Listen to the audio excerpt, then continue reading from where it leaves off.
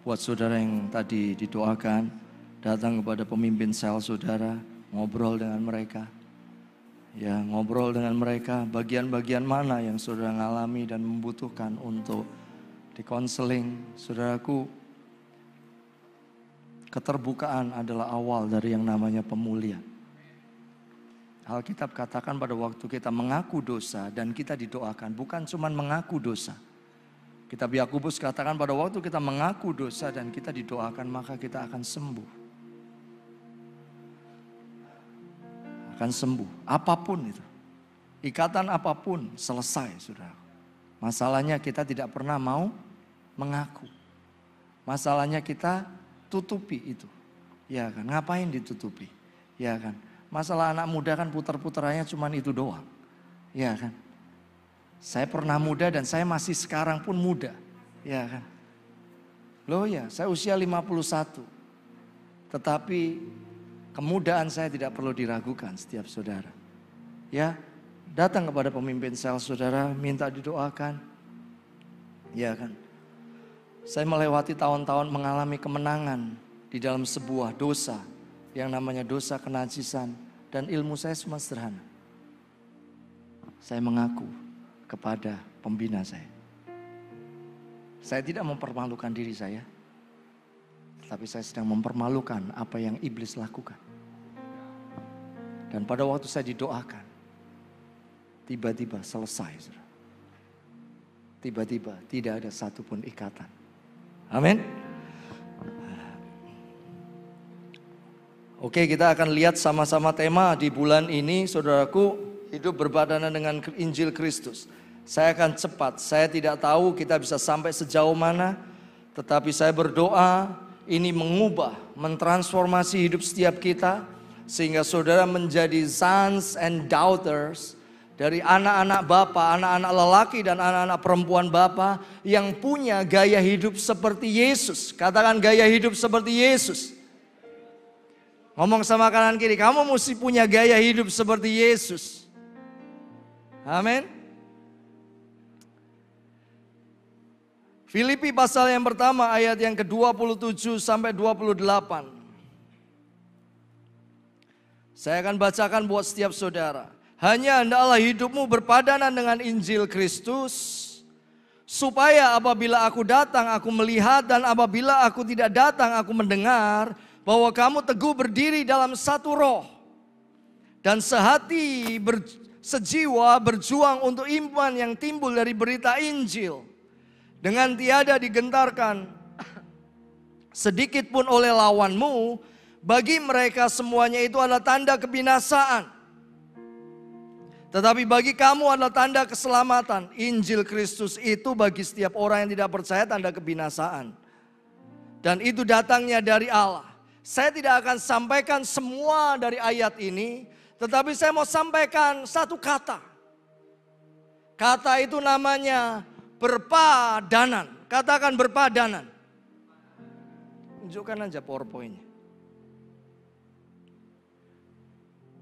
Lanjutkan PowerPoint-nya. Iya.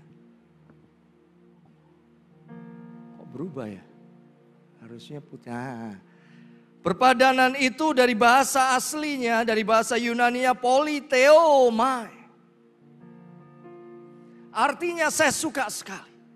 Saya berdoa setiap saudara dan saya pegang kebenaran ini dan berjalan di dalamnya. Politeomai itu artinya to behave as a citizen. Berperilaku seperti warga kerajaan. Berperilaku sebagai warga negara. Ada dua gambar yang kontras di samping kirinya. Yang pertama adalah Prince and Princess of Wales. Yang satunya adalah Pangeran Harry dan Meghan Markle. Satunya adalah Prince and Princess. Satunya adalah orang biasa. Apa yang membedakan setiap mereka? Dan ini yang terjadi di dunia kekristenan. Saya berdoa setiap saudara mengerti kebenaran ini. Ada banyak orang muda, ada banyak orang-orang percaya mengaku dirinya adalah anak Bapa surgawi yang sudah ditebus dengan darah yang mahal, yang sudah dibeli dari kegelapan menuju terangnya yang ajaib. Tetapi perilaku mereka berbeda dengan apa yang mereka percayai. Pangeran Harry dan Meghan Markle, dia percaya bahwa dia anak kerajaan. Kerajaan dari sebuah kerajaan besar yang namanya kerajaan Inggris. Harusnya dia menjabat sebagai seorang pangeran dan princess itu apa ya? Putri. Ya, harusnya. Tetapi mereka tidak punya perilaku sebagai pangeran dan putri.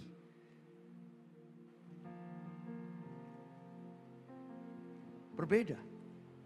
Saya berdoa, saudara dan saya yang sudah ditebus dengan darah yang mahal. Kita punya perilaku, kita punya gaya hidup, kita punya cara berpikir, kita punya cara ngomong yang berbeda dengan orang yang tidak percaya sama Yesus. Yang mengerti katakan amin.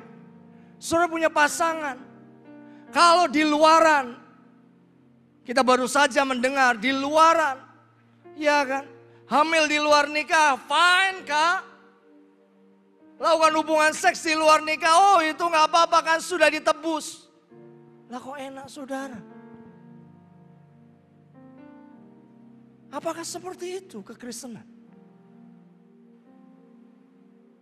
Budaya menjaga keperjakaan, keperawanan itu menjadi budaya yang langka di generasi ini. Yang adalah kita mengumbar hawa nafsu. Apakah seperti itu hidup kekristenan? Apakah seperti itu orang-orang muda yang percaya kepada Yesus atas penebusan Kristus 2000 tahun yang lalu? Apakah kita rela menyesuaikan diri kita dengan tatanan ilahi, tatanan surgawi? Saudara ditebus dari cara hidup loh. Alkitab bilang seperti itu. Bukan berarti pada waktu saudara dan saya percaya kepada Yesus, saudara bisa seenaknya udelnya kita. Hidup kekristenan kita seenaknya kita. Enggak. Kita ditebus dari cara hidup yang lama untuk masuk di dalam sebuah cara hidup yang baru. Yang mengerti katakan amin. Ngomong sama kanan kiri, you mesti hidup dalam cara hidup yang baru. Amin. Itulah artinya to behave as a citizen. Saat saudara katakan bahwa aku ini warga kerajaan surga, harusnya saudara hidup berperilaku seperti anak-anak surga, bukan anak-anak iblis. Cuma ada dua doang. Di tengah-tengah kadang aku anak Tuhan, anak surga, satunya anak iblis. Nggak bisa. You must choose the way of your life. Pada waktu saya berdoa buat pasangan hidup di tahun sekitar 90-an, saya mendengar kebenaran firman tentang love, sex, and dating. Hati saya bergelora dan saya melompat, saya katakan, yes, I will do it. Bersama dengan Tuhan. Tahun 90, Pastor Eddie Leo sampaikan seminar. Apakah saya tidak pernah mengalami kegagalan? Pernah. Makanya kalau KKN itu hati-hati saudara. Itu bukan kuliah kerja nyata tapi bisa kisah kasih nyata. Ya kan? Dan saya gagal di situ. Di tengah-tengah saya KKN ada seminar love, sex and dating juga. Pastor Eddie Leo juga, saya ketawa. Ya orang kalau kena asmara kan kebenaran jadi sampah saudaraku. Ya kan? Kalau orang kena asmara itu tai ayam rasa coklat. Kakak udah pernah nyoba? Enggak sih. Buat setiap saudara mau coba silahkan, ya kan? Ya kan? Detik dimana saya mendengar kebenaran itu, saya meyakini bahwa Bapa Surgawi berkepentingan untuk pernikahan saya. Dan detik dimana saya meyakini Bapa Surgawi berkepentingan terhadap pernikahan saya menyerahkan untuk Dia mengatur, memilihkan pasangan hidup. Ya Bu Pauline itu mana? Istri saya mana? Oh doain orang, saya pikir diangkat. Belum waktunya, ya. Belum waktunya ya kan. Saudaraku, ya kan. Apa yang saya percayai itu mengubahkan perilaku. Zaman itu kalau orang bonceng, sekarang pun sama ya. Kalau orang bonceng apa mainnya? Celurit. Kalau nggak celurit, apa yang terjadi? Wah nggak keren. Pinggangmu masih perawan. Gitu. Karena tidak ada yang main celurit. Tetapi kebenaran itu mengubahkan hidup. Beberapa pemimpin mengizinkan Tuhan untuk memilihkan pasangan hidup. Itu yang saya maksud. Bahwa kekristenan, apa yang saudara percayai. Kalau saudara percaya sama Tuhan Yesus, perilaku, cara hidup kita mesti berbeda. Alkitab katakan kita ini surat pujian yang orang bisa lihat. Kita ini etalasenya Tuhan. Hubungan Olive yang di sini yang punya pasangan Olive, ya, yang lainnya belum kita. Ya. Hubungan Olive harus bisa menjadi surat pujian. Ya, Nathan mana Nathan? Ini sekalian. Oh lagi doain orang, sekalian buka supaya tidak usah doain Olive, ya kan? Masa jeruk makan jeruk, saudara. Ya. Saudaraku, ya kan? Kalau dia dengan pasangannya membangun hubungan, harusnya menjadi surat pujian. Artinya orang bisa memberikan masukan. Kok terlalu sering? Ayo atur waktu ketemuannya. Kata nenek itu berbahaya. Ya kan? Loh, kekristenan itu kan sampai detail seperti itu, saudaraku. Ya kan? Emang kita cuma ngurusi di surga? Ya nanti, saudaraku. Tapi orang-orang kampus saudara lihatnya waktu saudara ada di muka bumi. Amin. Bayan kuliah. Ya orang lihatnya IP-nya dia dong. Kalau IP-nya dia misalkan ya, di bawah rata-rata, orang akan ngomong kayak gini. Aduh, kok Yesusmu bodoh banget ya? Maaf, saya mesti ngomong seperti itu. Supaya saudara kembali kepada sebuah tatanan ilahi. Orang gak lihat kok saudara nyembah di sini. Orang lihat hidup saudara di kampus. Itulah surat pujian. Omongan saudara. Itu orang lihat. Cara numpak motor saudara. Gak punya SIM, bablas, sikat. Kan polisi gak tahu. Iya, tapi Tuhan tahu. Dan itu kan menjadi batu sandungan buat banyak orang. Ya kan? Saudara tanya sama anak-anak saya. Misia, dia usia 17. Walaupun dia nyuri-nyuri akhirnya saya tahu juga. Tetapi usia 17 baru SIM keluar. Saya responsibel. Kamu butuh SIM? Lulus SMA, saya buatin SIM. Saya antar sendiri. Saudaraku, itulah berperilaku sebagai warga negara. Gambar yang kedua. Kak, kok gambarnya anjing, Kak? Ini 3 anak, 4 atau 3 lah ini ya. 3 dari anak yang terakhir dari kita punya anjing, ya kan? Itu permintaan dari 2 anak saya untuk punya anjing ras. Saudara, anjing ras itu selalu punya sertifikat. Ini anjing Shih Tzu, saudaraku. Ya. Anjing Shih Tzu harus kawin dengan Shih Tzu supaya dia bisa laku dijual, supaya dia bisa menghasilkan keturunan yang bagus. Masa saudara anak bapak mau kawin dengan sembarangan, mau menikah dengan sembarangan? Yang mengerti katakan amin. Jadi sebenarnya pertanyaan, aku boleh nggak ya? Punya pasangan hidup yang orang tidak percaya sama Tuhan. Ya kamu renungkan aja gambar ini, gambar anjing ini. Ya kan, pulang, oh ya aku inget itu gambar anjing 3. Dia punya sertifikat, ya kan. Lalu sebelum saya jual, ya saya buatin mereka sertifikat satu-satu. Saya taruh chip semuanya. Saya bawa ke Jakarta dan dijual, semuanya sudah laku. Saudaraku, itu tatanan dari anjing. Ya kan? Tetapi ini bukan 1 Yohanes nih kayaknya ini. Ini ayatnya salah. Tetapi kata-katanya betul. Karena kewargaan kita adalah di dalam surga. Dan dari situ juga kita menantikan Tuhan Yesus Kristus sebagai juru selamat.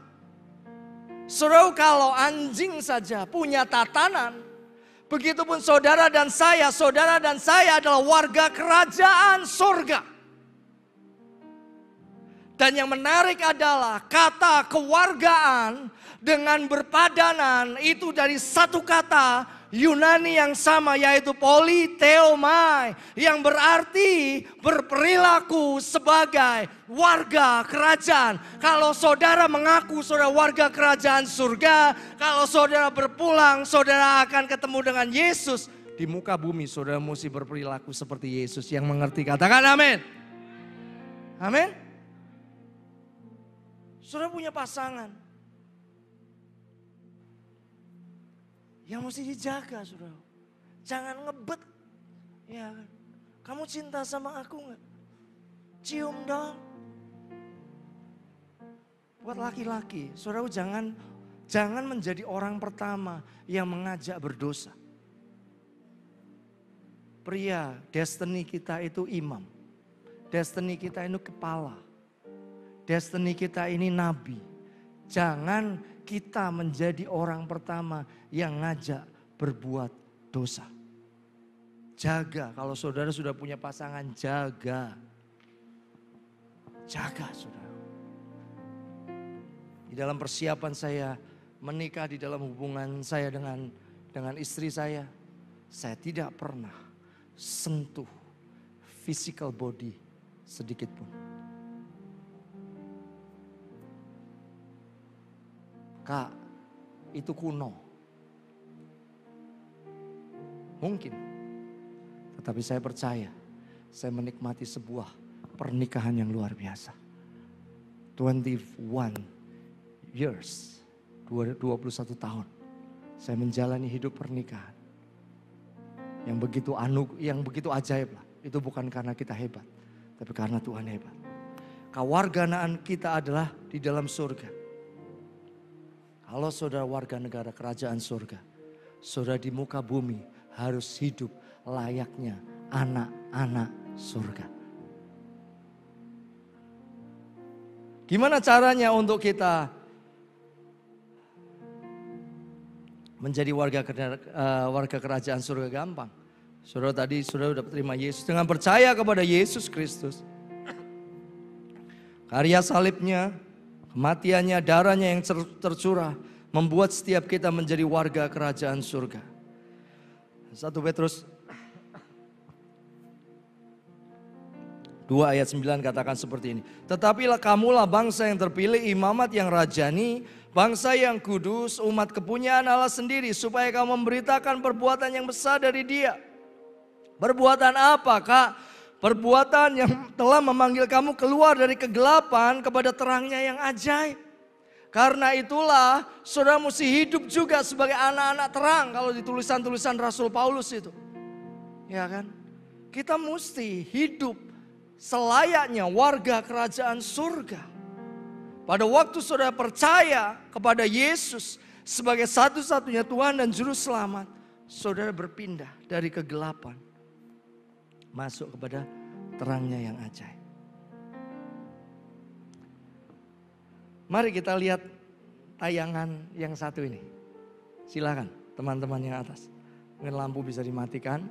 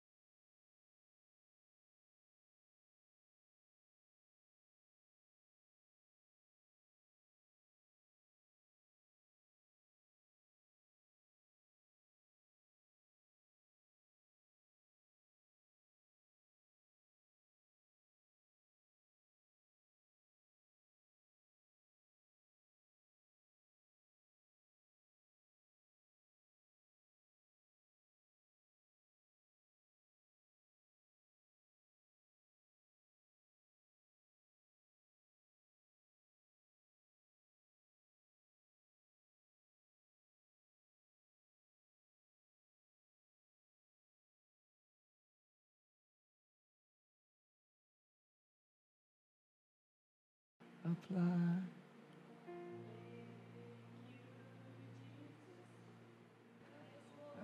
Ini bagus soalnya saudaraku.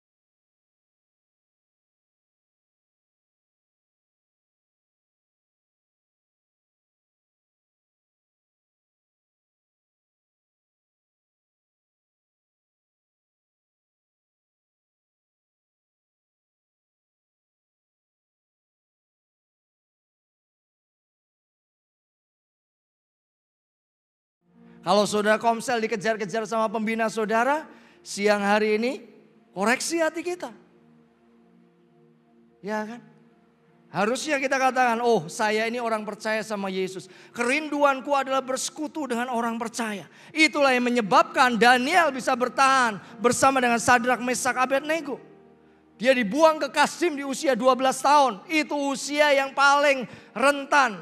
Goyangannya besar. tetapi dia tidak goyang sama sekali di dalam iman percayanya karena kuasa komunitas. Karena hidupnya disesuaikan. Buat para pelayan, hidupmu mesti sesuaikan. Kalau ada di dalam komunitas, datanglah sebagai faktor positif. Bukan menjadi faktor antagonis.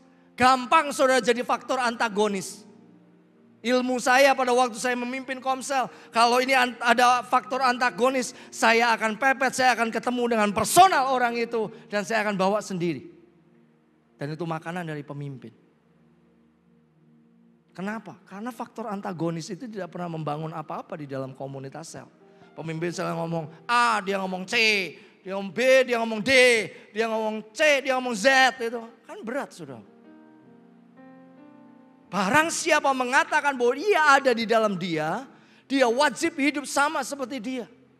Yesus memuridkan, saudara dipanggil untuk memuridkan. Menangkan satu-satu, muridkan tiga-tiga. Dengar baik-baik. Menangkan satu-satu, muridkan tiga-tiga. Tanya anak-anak hamba Kristus yang ketemu dengan saya. Saya selalu katakan menangkan satu-satu, muridkan tiga-tiga. Setiap tahun satu saja. Beri hadiah kepada Kristus bulan Desember. Sebentar lagi mahasiswa baru datang.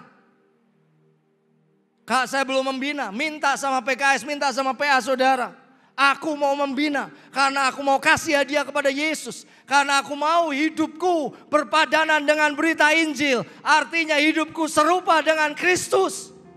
Kalau Kristus memuridkan, aku juga mau memuridkan. Beri aku Kak, anak Kak, untuk aku memuridkan. Mungkin kita katakan, Kak, aku nggak sempurna. Ya ngapain nunggu sempurna?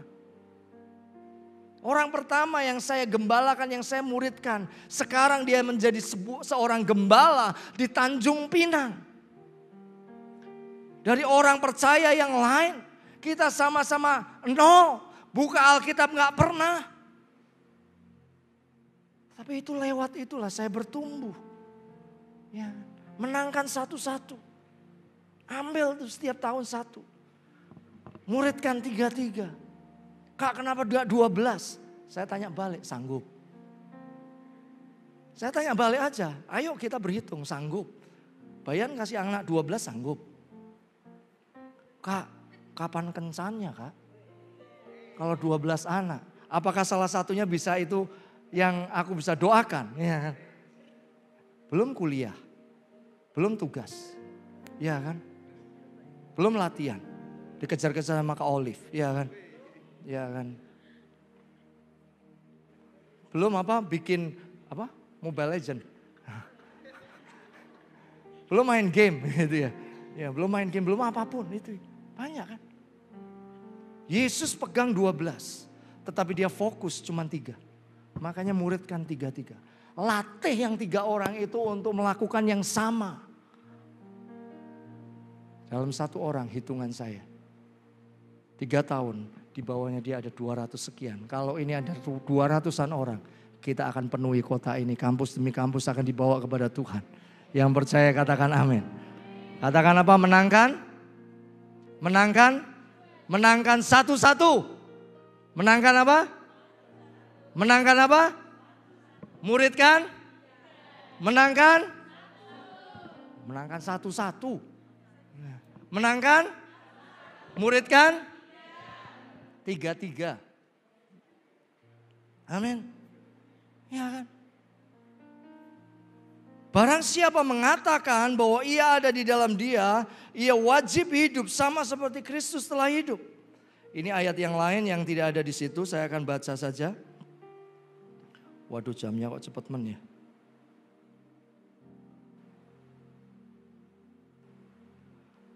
Dua Korintus 5 ayat 15.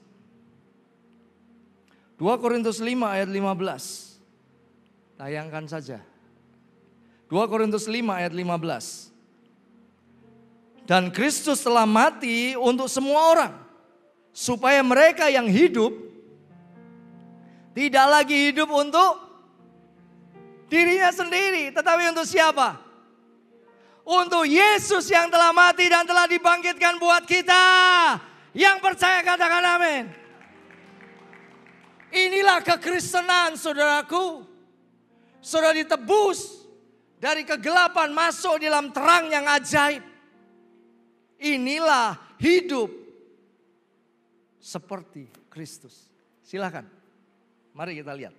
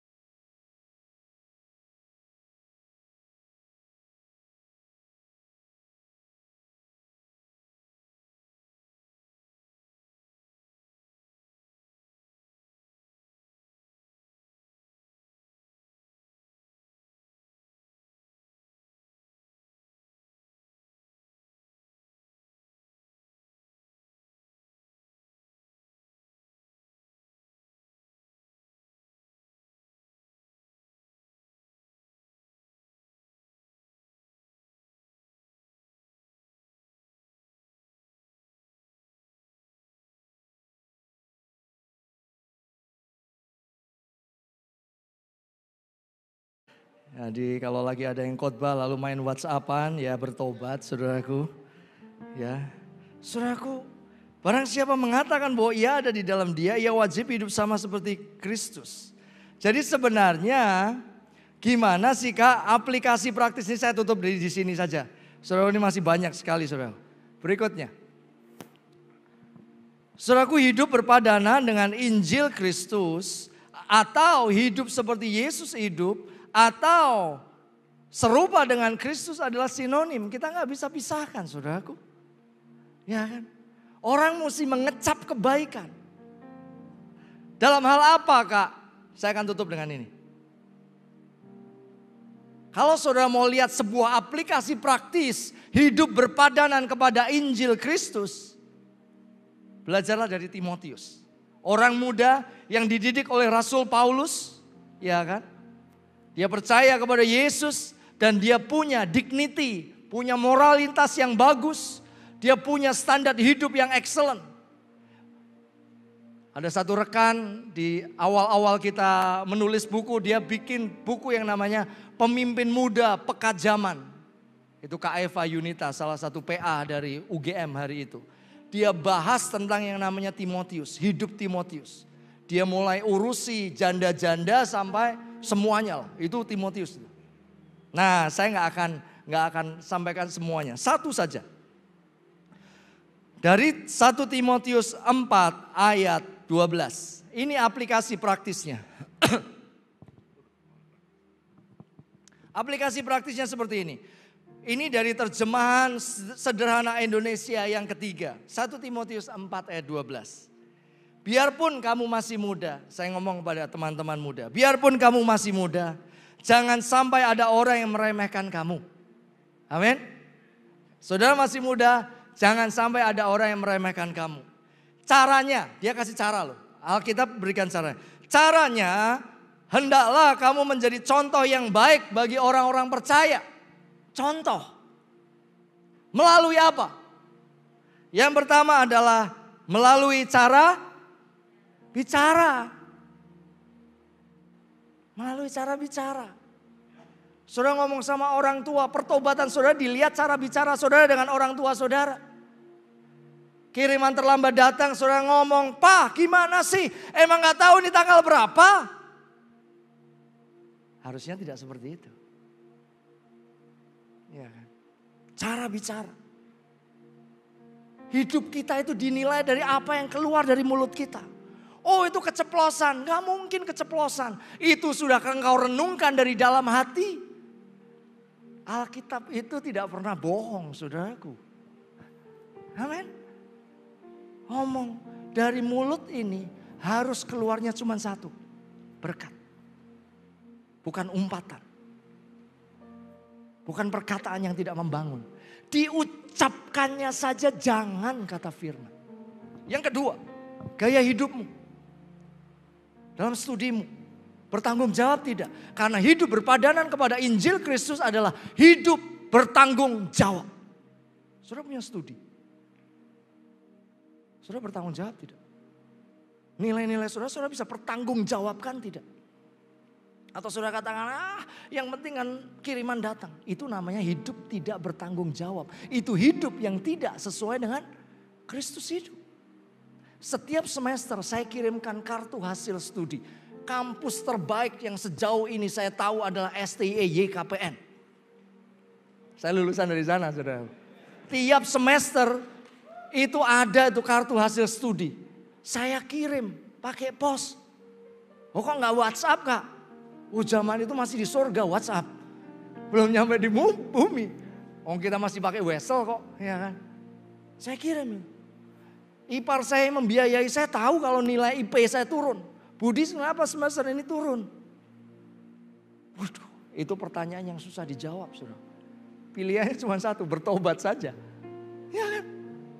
Bertanggung jawab. Hidup yang berpadanan pada Kristus itu bertanggung jawab. Lu Yesus bertanggung jawab dong. Dosamu, dosaku ditanggung oleh dia kok. Dia the second Adam yang melakukan pertanggungjawaban terhadap dosa. Kita Roma ngomong seperti itu. Amin. Bertanggung jawab. Gaya hidup kita. Gaya hidup membangun hubungan kita. Bisa dipertanggungjawabkan enggak? Bisa menjadi surat pujian tidak? Ya, kami berdua menulis tuh buku Love Without Lose. Buat apa? Buat generasi. Kenapa? Karena kekudusan penting, saudara. Saya sedih kalau saya dengar, ya kan. Terakhir saya mendengar yang anak pejabat yang tiba-tiba berpulang dengan masih muda sekali. Kenal di media cuma 15 hari atau 30 hari. Apa enggak menyedihkan? Saya cuma ngomong, Tuhan, emang tidak ada orang-orang muda yang mau angkat standar kekudusan. Emang di gereja Tuhan sudah tidak ada orang-orang muda yang mau jaga keperjakaan dan keperawanan sampai masuk di dalam pernikahan kudus. Jangan masuk di dalam pernikahan kudis, saudara. Kudus, beda huruf saja. Artinya you mesti jaga. Bertanggung jawab. Bertanggung jawab. Melalui apa? Melalui kasihmu. Brotherly hood of love kalau nggak salah. Ya kan? Kasih kepada anggota komsel. Iya kan? Ada yang butuh Indomie, butuh satu, kasih dua. Iya kan? Saya mau cerita, saudara. Saya mau cerita. Minggu yang lalu kita dikasih beras. Ya kan, kita dikasih beras. Saya tahu pasangan ini murah hati sekali. Teman-teman staf tahu lah. Itu termasuk Bapak Gembala juga dikasih. Gitu. Detik itu gambar itu masuk di grup kami, grup staf. Saya cuma ngomong, Tuhan, aku minta benih untuk aku bisa nabur. Hari itu saya tidak ada alokasi anggaran untuk nabur buat orang. Tetapi saya lihat kemurahan hati yang seperti itu. Spontan di dalam hati ini ngomong, Tuhan beri aku toh. Aku gak ada. Saya mau kesaksian. Setiap kebaktian kebaktian sore, kalau Pak Yus khotbah atau siapapun yang khotbah, saya selalu tunggunya di atas. Anak-anak UAN tahu. Tidak berapa lama tiba-tiba ada orang nge-WA saya. Kak, punya nomor rekening? Ya pasti punya lah ya. Ya masa gak punya? Ya saya kasih sudah. Detik di mana dia ngomong itu. Belum transfer sudah. Belum transfer. Saya ngomong sama rekan saya ini. Kamu punya rekening gak? Punya Kak. Tetapi bukan BCA. Istri saya yang punya. Boleh, aku tunggu, aku minta. Sebelum ibadah selesai. Saya kirimkan uang itu. Saya screenshot, saya kirimkan. Saudara, itulah kasih. Dia mengasihi kita dengan dia mati, dia bayar kita semua dosa kita. Amin. Mari belajar. Praktek ini gak bisa di kebaktian, saudara. Praktek ini hanya bisa di komsel. Perhatiin satu sama lain. Saya suka, saya senang lihat anak-anak yang menyiapkan ulang tahun. Ya kan? Itu luar biasa. Keep it up. Yang terus kembangkan itu. Karena itu gaya hidup yang ajaib. Orang bisa lihat. Orang bisa kembali kepada Tuhan gara-gara lihat itu. Saya masih ingat, mungkin Budi Pras juga ingat. Ada satu kita dulu namanya pelayanan apa, servant apa, protect and servant itu. Jadi kita punya satpam yang gede-gede memang badannya. Besar-besar. Ada satu anak yang badannya besar sekali. Dan hari itu di komsel. Karena saya ada di Ukrim. Kita nyembah bareng. Dia buka mata. Kita kan diajari kalau PKS. Kalau nyembah ya buka mata. Siapa yang gak bisa nyembah. Saya kaget karena dia ngeliat saya. Kok ngeliat saya? Saya pecah mata lagi. Ya, takut saya. Ngapain dia ngeliatin aku? Tapi pada waktu dia berulang tahun, kita cuma beliin roti kecil. Tapi itu melting his heart. Itulah hidup berpadanan kepada Injil Kristus. Amin. Melalui keyakinan kita kepada Yesus. Kenapa kita malu? Kalau saudara bikin tugas, rata-rata teman saudara mungkin tidak percaya sama Tuhan. Kenapa saudara malu? Aduh, kalau hari Minggu jam 11 saya kebaktian. Kenapa saudara dan saya malu ngomongin itu? Nanti dikira fanatik. Enggak, saudaraku. Saudara mesti punya sebuah conviction. Itulah yang membedakan. Kalau kalau teman-teman saudara-saudara, kalau teman saudara saja itu melakukan ibadahnya, saudara mesti nunggu. Kenapa saudara tidak berani ngomong? Bisa nggak japoknya mundur?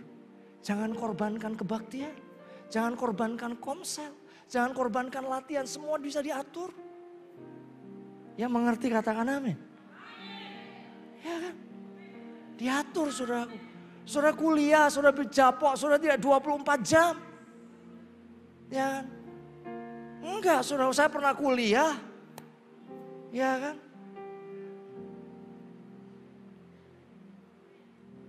Melalui cara hidupmu yang suci.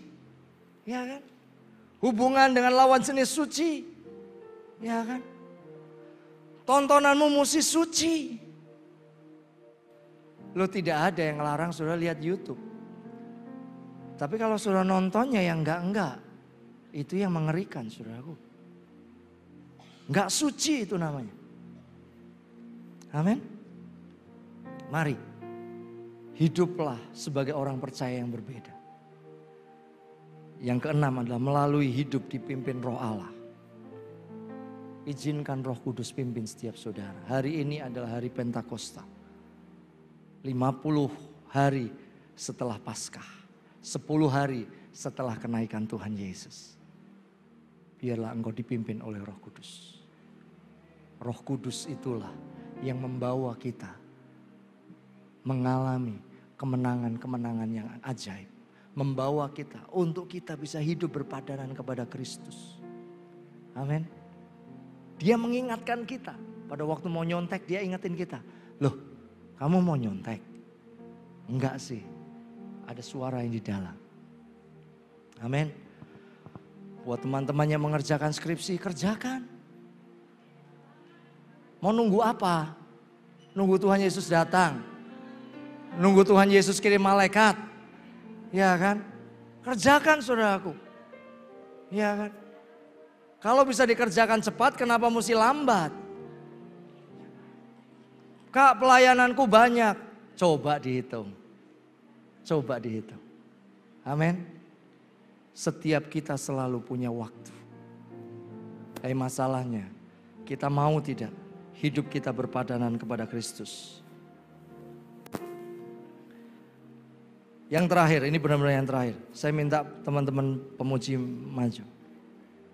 Yang terakhir, tunjukkan PowerPoint terakhir. Ini saya belum cara praktis yang berikutnya. Tunjukkan yang terakhir. Satu lagi. Setelah ini, ini.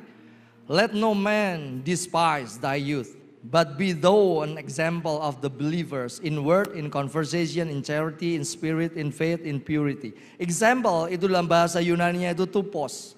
Tupos itu artinya an example to be imitated. Contoh untuk ditiru. Amin.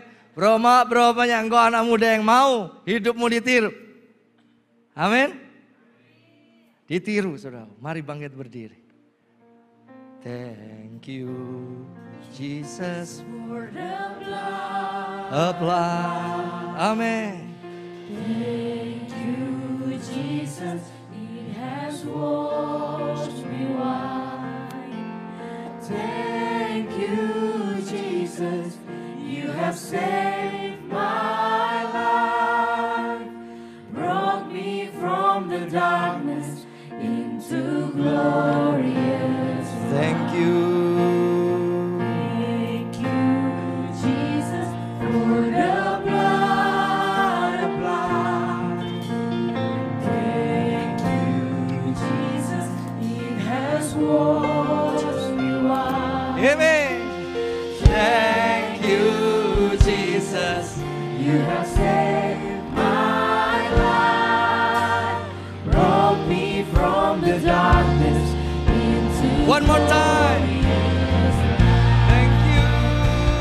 Thank you, Jesus, for the blood applied. Thank you, Jesus, it has washed me white. Thank you, Jesus, you have saved my life, brought me from the darkness into glorious light. Sebelum saya berdoa, saudara bisa lihat ke sini. Saudara udah rata-rata sudah terima Yesus. Di depan aja sini, kita menang, jangan ke samping. Rata-rata saudara percaya kepada Yesus Kristus sebagai satu-satunya Tuhan dan Juru Selamat. Saudara menikmati yang namanya kasih karunia. Amin. Kasih karunia itu bukanlah dispensasi untuk berbuat dosa. Tetapi kasih karunia itu kemampuan supranatural untuk saudara menolak dan menang atas dosa. Yang percaya katakan amin. Amin. Dan kasih karunia itu dibawa oleh Yesus. Makanya kitab Ibrani pasal yang ke-12 katakan, pandanglah pelatih, the author and the finisher of our faith. Dia pelatih kita. Kalau Yesus sekarang ada di sebelah kanan Allah Bapa, ada Roh Kudus, dia menjadi pelatih buat kita. Saudara gagal tidak sesuai dengan harapan orang lain, omongan saudara. Saudara menyakiti orang lain tinggal ngomong, aku percaya bahwa Tuhan sudah kuduskan hidupku. Tuhan sudah kuduskan, jangan menyerah. 7 kali orang benar gagal, 7 kali juga dia bangkit. 7 kali dia gagal, 7 kali dia bangkit. Karena ada roh Tuhan yang ajaib. Pandang karya salib, Pandang kayu salib yang ajaib. Thank you Jesus. There is nothing stronger than the one who works the power of love. Brought me from the darkness into glorious light. Saudara, kadangkala ada sebuah pertanyaan yang ditanyakan ke saya. Kak, bagaimana kalau saya gagal? Saya punya anak namanya Joel. Misalkan dia gagal, itu tidak pernah mengubah statusnya dia menjadi anak dari Budi Abdi Patra. Amin. Hal yang sama, statusmu, the son and daughter dari Bapa Surgawi yang ajaib, itu tetap ada di dalam hidup setiap saudara. Bukan karena saudara dan saya hebat, bukan karena saudara dan saya baik, bukan karena saudara dan saya benar, tetapi ada Kristus yang ajaib, Kristus yang tinggal di dalam saudara. Yang percaya katakan amin. Yang percaya katakan amin. Jangan mau dituduh oleh kuasa kegelapan. Saudara gagal, 7 kali orang benar gagal, 7 kali juga dia bangkit. Menjadi berpadanan atau menjadi serupa Kristus butuh lari maraton. Tetapi percayalah, Roh Kudus ngomong, aku sertai kamu. Sekali-kali aku tidak pernah meninggalkan engkau. Sekali-kali aku, angkat jari saudara, jempol saudara, jempol saudara.